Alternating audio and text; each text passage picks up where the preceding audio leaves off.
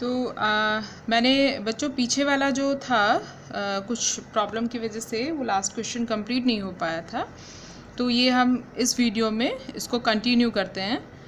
आगे के जो न्यूमेरिकल्स हैं वो अभी करना शुरू करते हैं। मुझे लगता है कि पहले वाले न्यूमेरिकल्स समझ में आ गए होंगे, तो उनको कंप्लीट कर जो लास्ट क्वेश्चन था वो इनकम्प्लीट रह गया था, तो मुझे लगता है उसको कंप्लीट कर सकते हो। अगर कोई प्रॉब्लम होगी तो मुझे पूछ सकते हो। अभी हम लोग नेक्स्ट क्वेश्चन देख लेते हैं। फोर्थ क्वेश्चन है, एक लंबे क्षैतिज तार को चित्र की भांति मोड़ा गया है। वृत्ताकार लूप के केंद्र पर उत्पन्न चुंबकीय क्षेत्र ज्ञात कीजिए। अब इसके लिए यहाँ पर क्या है, हमें ये दिया हुआ है कि एक क्षैतिज तार था और उसको हमने इस तरीके से वृत्ताकार लूप में मोड़ लिया है, तो इसमें हमें चुंबकीय क्षेत्र का मान ज्ञात करना है। यहाँ पर त्रिज्या दी हुई है r 10 सेंटीमीटर, तो r इक्वल्स टू हो गया हमारा 10 सेंटीमीटर, दैट इज़ 10 × 10⁻² मीटर, और it can be written as 0.1 metre. I कितना है, धारा कितना है, करंट है यहाँ पर 10 एम्पियर, करंट दिया हुआ है 10 एम्पियर। तो हमें क्या करना है, अभी यहाँ पर हमें एक सीधा तार भी दिखाई दे रहा है और एक वृत्ताकार लूप भी दिखाई दे रहा है। तो अब हम दोनों की दिशा के अकॉर्डिंग परिणामी चुंबकीय क्षेत्र निकालेंगे। सबसे पहले हम लोग क्षैतिज तार देख लेते हैं। ये जो सीधा जो तार है इसके कारण देख लेते हैं। तो B1 इक्वल्स टू फॉर्मूला लगाएंगे μ0I अपॉन 2πr। ये किसके कारण है, ये जो सीधा तार है इसके कारण है। अब इसमें अगर हम बात करें, बिंदु क्या है, O है, तो अगर हम इसमें भी दिशा दिखाएंगे तो हमारी दिशा जो जाएगी वो किस तरीके से जाएगी, इस तरीके से पूरा ये हमारा वृत्त बनेगा। तो ये कहाँ जाएगा, ये जो एरो आएगा, ये वाला बिंदु है, तो ये एरो आएगा ऊपर की तरफ।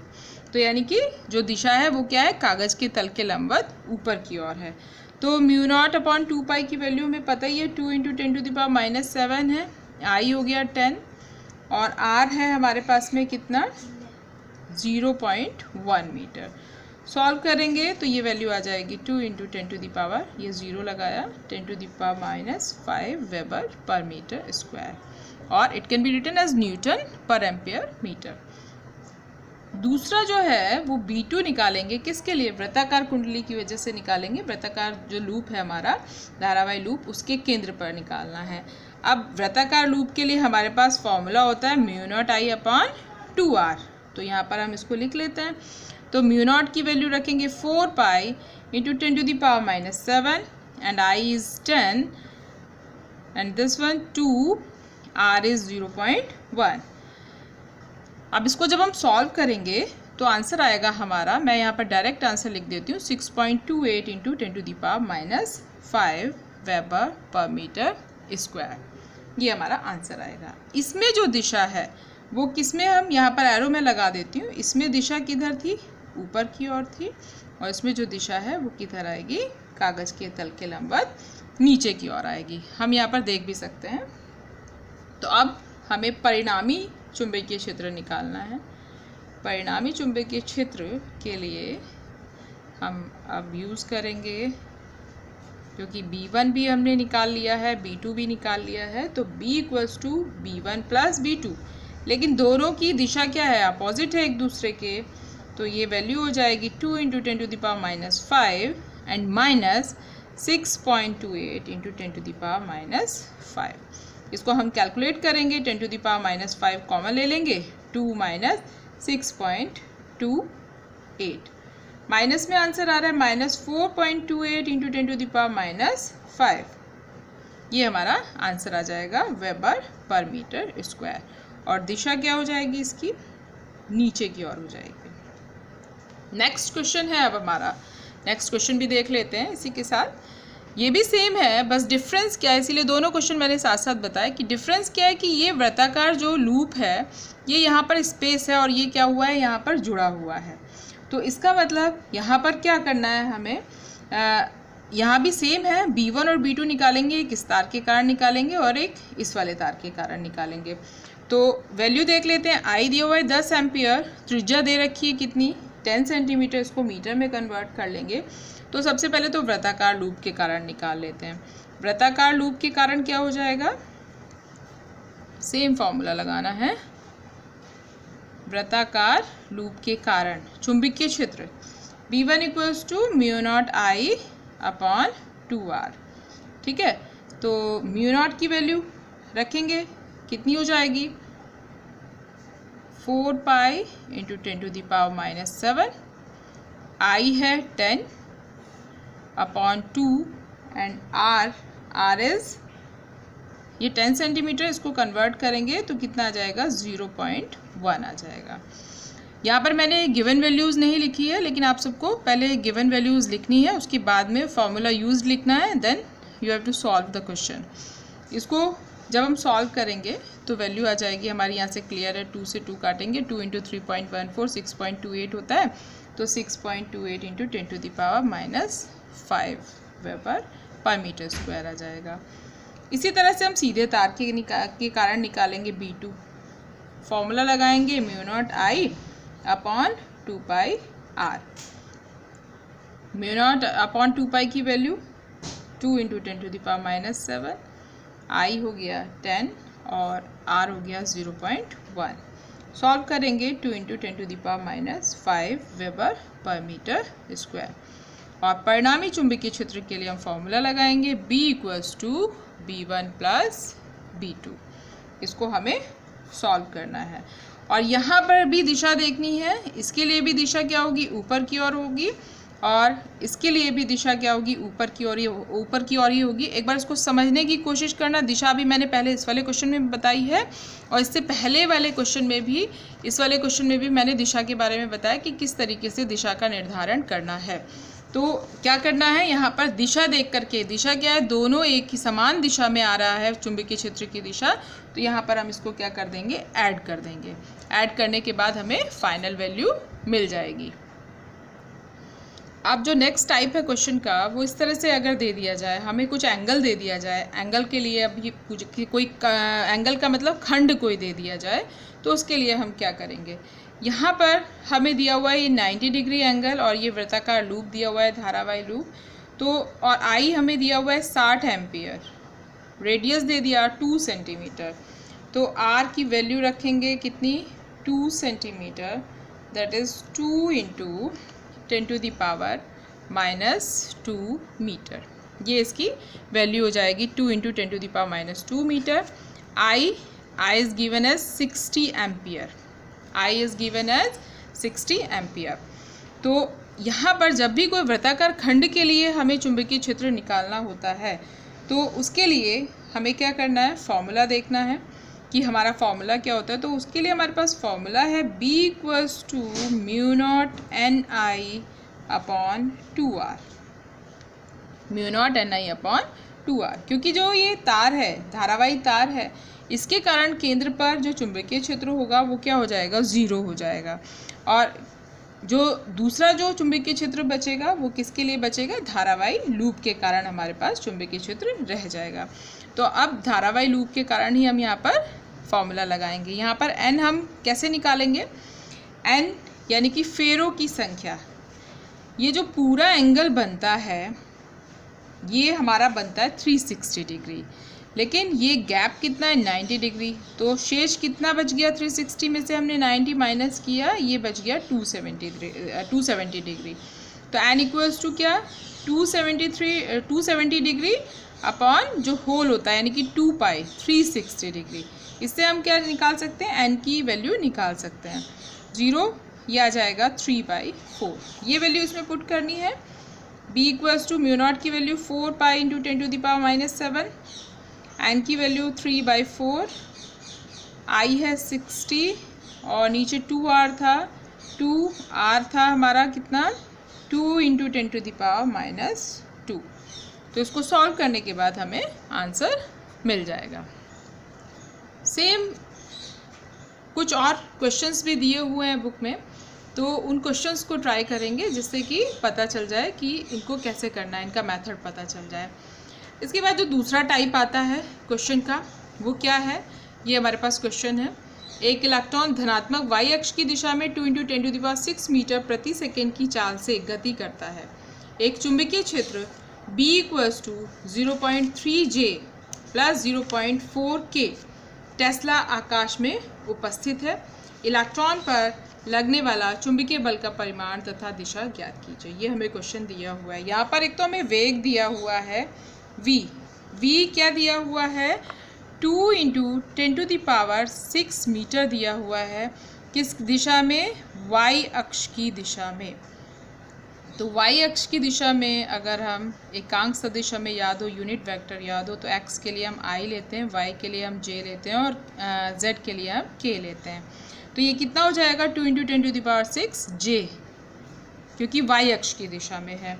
वेक्टर b हमें दिया हुआ है कितना 0.3 j + 0.4 k, ये वैल्यू हमें दी हुई है। q हम निकाल ही लेंगे क्योंकि हमें पता है कि इलेक्ट्रॉन है। और कितना इलेक्ट्रॉन है? एक इलेक्ट्रॉन है। एक इलेक्ट्रॉन पर आवेश कितना होता है? q = 1.6 × 10⁻19। अब क्योंकि इलेक्ट्रॉन पर चुंबकीय क्षेत्र निकालना है तो हमारे पास फॉर्मूला क्या होता है? चुंबकीय क्षेत्र इलेक्ट्रॉन पर लगने वाले चुंबकीय बल का परिमाण, चुंबकीय बल निकालना है तो हमारे पास फॉर्मूला होता है F = Q vector V cross vector B। Q की वैल्यू कितनी है? 1.6 × 10⁻19। अब बात आती है इसको सॉल्व करने की। 11th क्लास में मैंने बताया था यहाँ पर i j k लिखना है। फिर v की वैल्यू हम देखेंगे। i के लिए यहाँ पर कोई वैल्यू नहीं है, इट मीन्स 0। j में वैल्यू है 2 × 10⁻6 और k में कोई वैल्यू नहीं है तो 0। अब b के लिए रखेंगे वैल्यू, i में नहीं है तो 0, j में 0.3 और ये हो जाएगा 0.4। सॉल्व करेंगे इसको 1.6 × 10⁻19। सॉल्व करने के लिए क्या बताया था मैंने कि i लेंगे, इसको इससे मल्टीप्लाई करेंगे 2 × 10⁻6 × 0.4 और फिर माइनस दिस वन, इसको इससे मल्टीप्लाई करेंगे, ये हो जाएगा 0। और जब j आता है तो यहाँ पर -j लिखते हैं और सेम j के लिए ये लाइन कैंसिल, ये कितना आ जाएगा 0 × 0.4 0, 0 × 0 0, तो 0 - 0। और फिर k के लिए हम +k लेते हैं। अब k के लिए इसको इससे मल्टीप्लाई करेंगे, इसको इससे, तो ये भी क्या आ जाएगा हमारे पास 0 आ जाएगा। तो जो वैल्यू आएगी हमारे पास वो आएगी 1.6 × 10⁻19, बस ये वाली वैल्यू रह जाएगी। ये आ जाएगा कितना 0.4 × 2 मीन्स 0.8 × 10⁻6 i।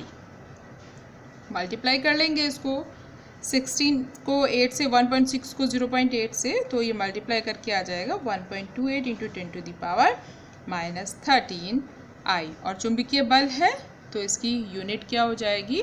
न्यूटन। ये इसकी यूनिट हो जाएगी। अब नेक्स्ट क्वेश्चन की तरफ बढ़ते हैं। यहाँ पर क्वेश्चन क्या दिया हुआ है कि एक प्रोटॉन 8 इलेक्ट्रॉन वोल्ट गतिज ऊर्जा से एक समान चुंबकीय क्षेत्र में लंबवत गति कर रहा है। एक न्यूट्रॉन की गतिज ऊर्जा ज्ञात कीजिए जबकि चुंबकीय क्षेत्र समान हो। ये हमें न्यूमेरिकल यहाँ पर दिया हुआ है। यहाँ पर किसकी गतिज ऊर्जा दी हुई है? प्रोटॉन की। इट मीन्स Kp, P से रिप्रेजेंट कर दिया हमने प्रोटॉन को, K हो गया गतिज ऊर्जा, तो Kp दिया हुआ 8 इलेक्ट्रॉन वोल्ट। और यहाँ पर अगर प्रोटॉन का जो द्रव्यमान है वो कितना है? m है, तो जो न्यूट्रॉन का द्रव्यमान होता है वो प्रोटॉन के द्रव्यमान का कितना होता है? ट्वाइस होता है, 2m होता है। तो हम इसको ऐसे भी लिख सकते हैं कि mp का कितना हो जाएगा, जो न्यूट्रॉन का द्रव्यमान है वो mp का कितना हो जाएगा? ट्वाइस। तो हम इसको ऐसे भी लिख सकते हैं md = 2 × mp। अब करना क्या है हमें? यहाँ पर न्यूट्रॉन की गतिज ऊर्जा ज्ञात करनी है। तो दोनों क्या है? समान चुंबकीय क्षेत्र में गति कर रहे हैं, समान पथ पर गति कर रहे हैं, तो इसलिए जो त्रिज्या है दोनों की वो क्या हो जाएगी? जिस ऑर्बिट में ये गति कर रहे हैं उसकी त्रिज्या क्या हो जाएगी? समान हो जाएगी।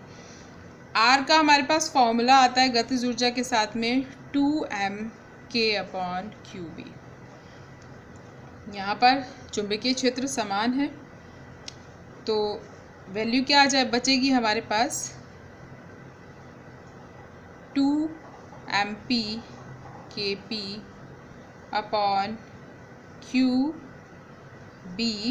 = 2md kd अपॉन qb। क्योंकि जो प्रोटॉन है, जितना आवेश प्रोटॉन पर होता है उतना ही क्या होता है, ड्यूट्रॉन पर होता है। ड्यूट्रॉन का फॉर्मूला होता है 1h2, प्रोटॉन का फॉर्मूला होता है 1h1। तो इसलिए, और चुंबकीय क्षेत्र समान है, ये भी कैंसिल हो जाएगा। रूट मैंने इसलिए नहीं लगाया क्योंकि रूट से रूट कैंसिल हो जाएगा और 2 से 2, तो हमारे पास फॉर्मूला बच जाएगा MP/Kp इक्वल्स टू MD/Kd। ये फॉर्मूला बच जाएगा और यहाँ पर हम लिखेंगे KD equals to MP/Kp upon MD। यहाँ पर वैल्यू पुट कर लेंगे। MP को एज इट इज़ MP रखेंगे। Kp है हमारा 8 इलेक्ट्रॉन वोल्ट, MD है 2 MP। This will cancel out, 2 से काटेंगे 4, it means 4 electron volt and this is our answer. ये इस तरीके से इस क्वेश्चन को करना है, क्योंकि इस तरह के जो क्वेश्चन हैं ये बहुत पूछे जाते हैं। तो इन चीज़ों को ध्यान रखना है कि जो न्यूट्रॉन का मास होता है वो प्रोटॉन के मास का कितना होता है, दुगना होता है, लेकिन आवेश दोनों पर क्या होता है, समान होता है। तो ये चीज़ यहाँ पर हमें याद रखनी है। एक लास्ट क्वेश्चन और ले लेते हैं। ये लास्ट क्वेश्चन क्या है, एक electron 10⁻² weber per metre square के चुंबकीय क्षेत्र में 10⁷ मीटर पर सेकेंड के वेग से एक वृत्ताकार मार्ग पर चल रहा है जिसकी त्रिज्या 0.60 सेंटीमीटर है। इलेक्ट्रॉन के लिए E/m का मान ज्ञात कीजिए। अब ये जो E/m है, इसको बनाने के लिए क्या करें, E/m क्या होता है, हमारा विशिष्ट आवेश। E/m को हम क्या बोलते हैं, विशिष्ट आवेश। तो ये किसी भी क्वेश्चन में ऐसे भी पूछा जा सकता है कि विशिष्ट आवेश ज्ञात कीजिए। तो अब given quantities B equals to 10⁻² weber per metre square, V equals to 10⁷ metre per second and R equals to 0.60 centimetre. और हमें क्या करना है, इसको मीटर में कन्वर्ट करना है, तो 0.6 × 10⁻² मीटर। फॉर्मूला रिलेशन हम देखें तो हमारे पास ये फॉर्मूला आता है। हमें फाइंड करना है E/m, और इलेक्ट्रॉन कितने हैं, 1 इलेक्ट्रॉन है, तो हम इसको ऐसे भी लिख सकते हैं mv/EB, ये भी लिख सकते हैं। और इसको हम सेपरेट कर लें तो ये हमारे पास क्या आ जाएगा, m/E इक्वल्स टू RB/V और E/m equals to V/RB। Simple है, कुछ ज़्यादा नहीं करना है, ज़्यादा दिमाग लगाने की ज़रूरत नहीं है इस क्वेश्चन में। तो V है 10⁷, R है 0.6 × 10⁻² एंड B इज़ 10⁻², और सॉल्व करेंगे and we will get 1.66 × 10⁻11। E/m है, E को हम मेज़र करते हैं कूलाम में, M क्या द्रव्यमान है, इसको मेज़र करते हैं किलोग्राम में। So unit will be coulomb प्रति किलोग्राम, ये हमारी यूनिट है। तो आज मैंने कुछ न्यूमेरिकल्स बताए हैं, इनको एक बार ट्राई करेंगे, और बाकी के जो न्यूमेरिकल्स बुक में दिए हुए हैं, टेक्स्ट बुक में जो हैं, उनको भी कोशिश करना है। और जिन बच्चों को जो भी प्रॉब्लम है वो मुझे व्हाट्सएप ग्रुप में अपनी प्रॉब्लम सेंड कर दें, जिससे कि मैं उनको उनकी प्रॉब्लम सॉल्व करके भेज सकूं, और फिर हम आगे का जो चैप्टर है उसके जो न्यूमेरिकल हैं उनको भी कर लें। तो किसी भी बच्चे को अगर कोई प्रॉब्लम आती है तो प्लीज़ लेट मी नो, और अगर नहीं भी आती है तो मुझे कमेंट सेक्शन में अपनी अटेंडेंस दे करके बता देंगे कि सब लोगों ने ये क्वेश्चंस समझ लिए हैं। फिर हम आगे का चैप्टर करेंगे, नया चैप्टर स्टार्ट करेंगे। तो ये जो पोर्शन है हमारा चुंबकीय क्षेत्र का, ये इम्पॉर्टेंट पोर्शन है, इसमें से न्यूमेरिकल और थ्योरी दोनों ही आती है। तो इन न्यूमेरिकल्स को बहुत अच्छे से प्रिपेयर करना है, प्रैक्टिस करना है, और दोबारा से एक बार रिवाइज करते रहना है।